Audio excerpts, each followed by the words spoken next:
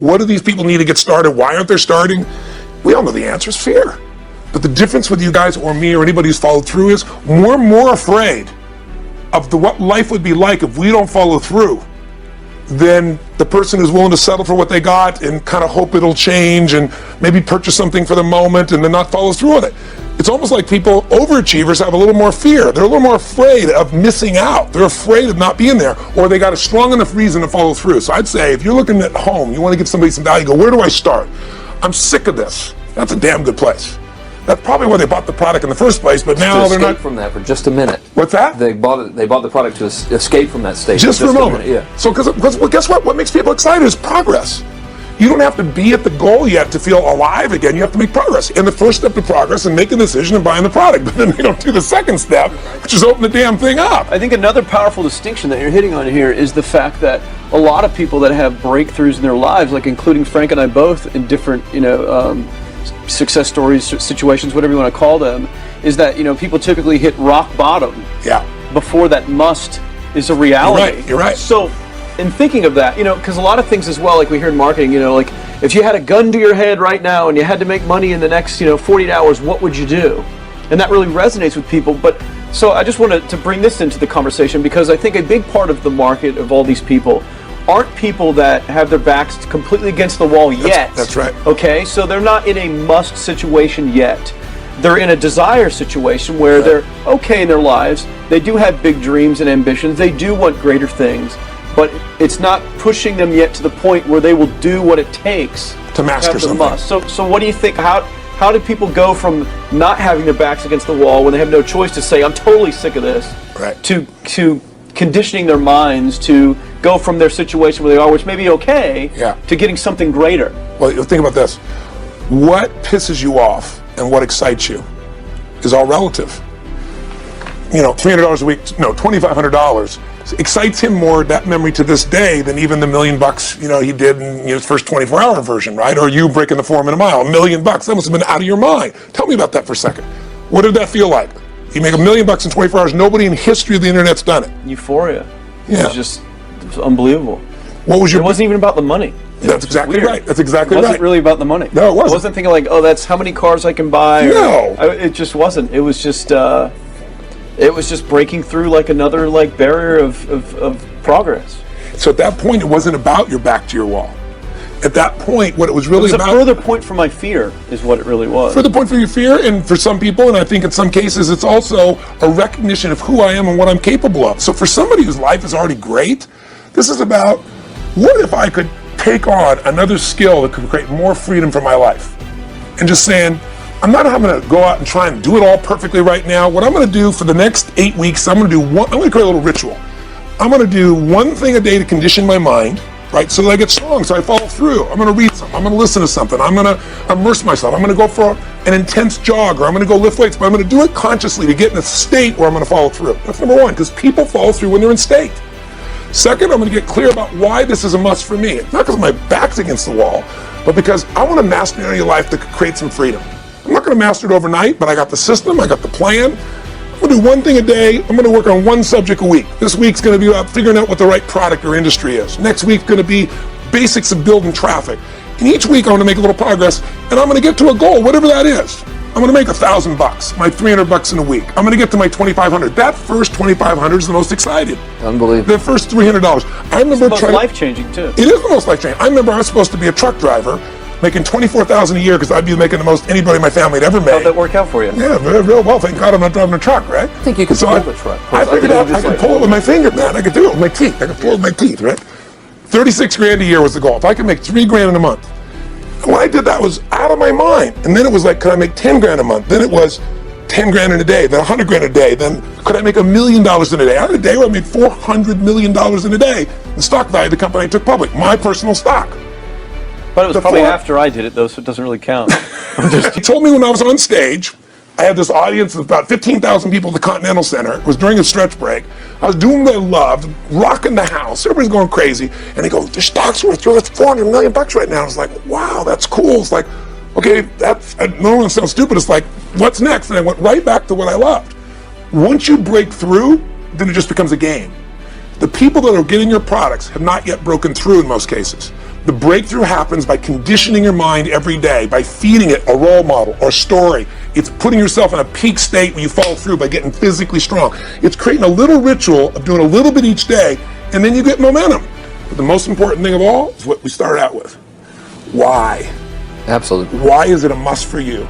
It doesn't have to be you're against the wall, but it has to be something you're hungry for, because the only difference in people is hunger. And if you're not hungry, get around people that are hungry and something will hit you. You watch a conversation, you get around people that are doing better, and all of a sudden you start going, my life sucks. I remember I went to a guy in LA. It's one of the most multi-billionaire guy, I'll never forget. And I lived in the Del Mar Castle, and I was really proud. That was like the symbol of me having taken myself from being poor to providing for my family this great place. It's built from castles in Europe, overlooking the ocean, not far from you. And I went to this guy's house. He's a billionaire. He took me down to his wine cellar. I don't even drink wine. Went through this whole thing. At the end of the night, I was depressed. I lived in the Del Mar tenement, as far as I was concerned. I really was. I was like, I live in a crappy place, and all my standards changed. All of a sudden, I wasn't willing to settle for living that. All of a sudden, my back was to the wall in a different way, because as a man, I knew I was capable of more. So people can change their standard by getting around where it's better. People can change their standard by getting associated with what's true, like the bills they got to solve, the problems they got to do it, or they can do it because they're excited because it's something new they want to take on. Everyone's different, but they got to find the why, and they got to come up with some daily rituals to get them going, and just do a step at a time. That's where you get momentum. Awesome. That is awesome. So, think about what's the holy grail between somebody taking action or not. It's one word: certainty. When somebody is absolutely certain, the common word is believe, right? But you can believe at a general level, or you can believe with certain. When you're absolutely certain that if I do this, it's going to get that result, and that result's going to change my life, you'll do it. When you think it absolutely is not going to work, you're never going to do it. The middle no man's land of maybe it'll work, maybe it won't, that's the piece that kills people, right? So if it's a must for you, you got to make it work, right? In our case, right? That's an example. If it's not a must for you and you're not sure, you don't know what to do. So years ago, I'd look around and say, okay, how do people get themselves to follow through that haven't been following through? What's the difference? And I started interviewing hundreds of people, literally, and eventually thousands, because I had thousands of my events. So I'd ask the group to give me their feedback. And I came up with this model. It's like the holy grail of belief, or the holy grail of momentum. It's like the difference between what makes the rich get richer and the poor get poor, right? And the difference we all know is mindset, but like, how's that built? So this is what I did. I created stupid four little boxes, and I'll scribble it here for you. You think about the first thing that determines whether you can do something or not, and I put that in this first box at the top here on the left side. It's potential. Like, what's the potential of a human being? Like, when you guys started, you proved something no one had done in history. You ran the 4-minute mile, right? For golly knows how many centuries, they're trying to run a 4-minute mile. Roger Bannister does it. How did he do it? Do you remember? You did it in this industry, right? You made $1 million in a day. No one had ever done that in history, right? After you did it, a bunch of other guys are doing it because it became possible. Roger Bannister didn't just go physically practice. He made a shift in his head. He practiced in his head because he could never achieve it physically, so he had to change in his head first so that the result became certain enough he believed it, and then his body got him through. After Roger Bannister ran that 4-minute mile, within 2 years, 37 people ran a 4-minute mile. Wow. When no one in history had ever done it. Now here's how it works. The potential for anybody getting your product is extraordinary. They can do what you've done, as much, more or less. They can do whatever they want to do. The potential's there. The market's proven that. Whether or not they tap into that potential has a lot to do with what action they take, which is the question you came to me with, right? Like, God, they all have potential, but they're not taking action. And we all know that the action they take is going to determine the results they get. That's pretty obvious. So most people have a belief about what their real potential is no matter what you tell them. And that affects how much action they take. And of course that affects the result. And then ironically, that result reinforces their belief. And then that belief affects it. So I'll give you an example. Let's say a person has unlimited potential, we all agree. But they take little action, little results. Why? Because they have to start with a problem.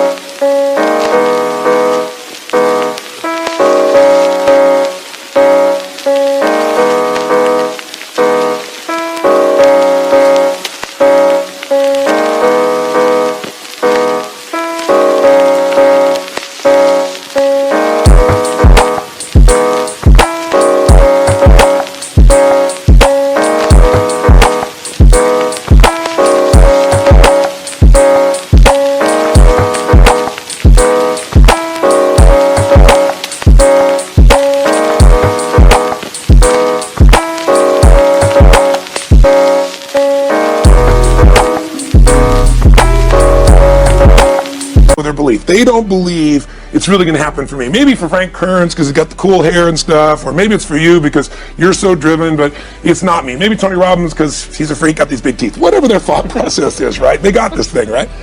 But what happens is, if you believe that there's very little potential, how much action are you going to take?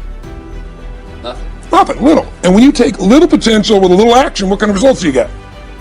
Lousy little results. And when you get little results, what does that do to your belief? You go, see, I told you this was a waste of time, told you this wouldn't work. And then what happens? You tap even less potential, you take even less action, you get even worse results, and your belief gets even weaker. And this sucker feeds on itself until you are in a downward spiral. It's poisonous. It's poisonous and it's self-fulfilling. Now, what if something could happen that could come along and fill you with a sense of absolute certainty? Not like I believe, but where you know. In you guys' case, mine as well, we knew because we had to. Because we burned the boats. There was no other option. We had to find a way. We weren't going to live that way. We all did it in different ways and for different reasons, but in essence, that was it. If you get yourself in a state of certainty that this is going to work, I'm going to find a way, and if this doesn't work, I will make the way, then you tap a lot more potential. And when you're certain in your potential, you take massive action. When you take massive action, you really believe in something, you get great results. When you get great results, your brain goes, see, I told you I was a stud. I told you this thing would work out. Now you're even stronger. You tap more potential, take greater action, greater results. That's how you went from $300 in a week to $2,500 in 5 days to $100,000 in a month to $1 million in a day. Same thing with you. And we get momentum. That's why the rich get richer and the poor get poorer. Now some people go out and they go, well, I'm going to take a bunch of action, all right? I'm going to open this product, I'm going to try it. And they'll say to you, I even did it. But it's like a salesman who goes and knocks on the door, and he knocks on 100 doors and says, you don't want one of these, do you? yeah, exactly right. You know? And even if he doesn't say it verbally, his face says it because he doesn't believe it's going to work. So his voice, his body, the execution is so weak. Maybe if he talks to 100 people, somebody's going to buy out of pity. They don't want his kids to starve, right? But he's not going to get the result. So the core difference in people is, how do you produce certainty when the world isn't giving it to you? You go out and you try, in your case, you're 100,000 in debt and nothing's working. How do you keep yourself going? The way you did it, the way I did it, the way you're doing it, we may not have done it consciously, is we didn't change our potential, that was there. And it wasn't even taking more action. Taking more action with a belief it's not going to work, it's not going to change anything. We got results in our head that made us feel certain as if it had already happened. True or false for you? True. All right, so give me an example so people know I'm not just making this crap up.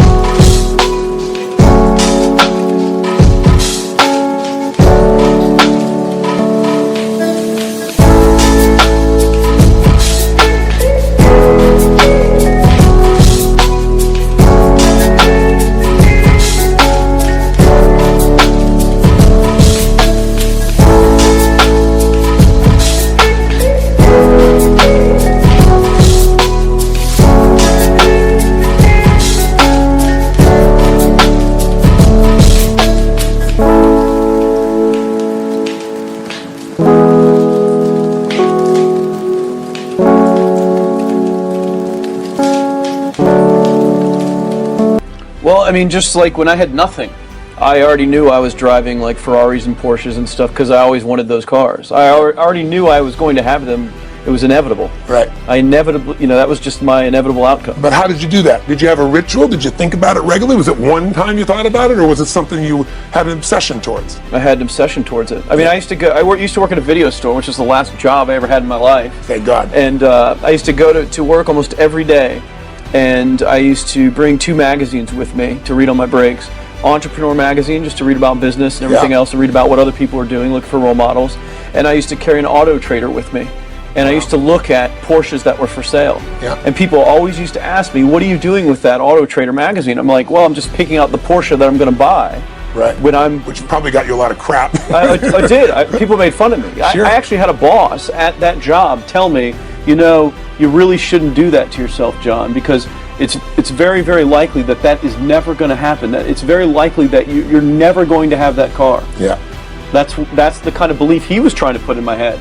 And I was like, no, you don't realize that it's inevitable that I will drive here sometime in the near future with that car when I'm not working for you and drop movies off for you to put back on the shelf.